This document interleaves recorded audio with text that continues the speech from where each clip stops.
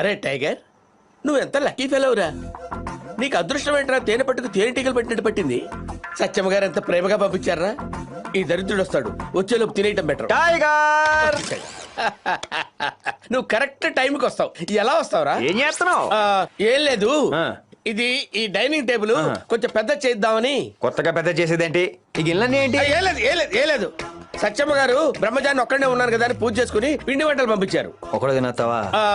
ఎవరికి పెట్టకూడదు కదమ్మా, నాకే పంపించారు, నేనే తినాలి. నాకు పెట్టవా? పెట్టను. తినే. Thank you. పులిహార సూపర్. గార్లు అబ్బా. పాయసం పాయసం. ఏయ్!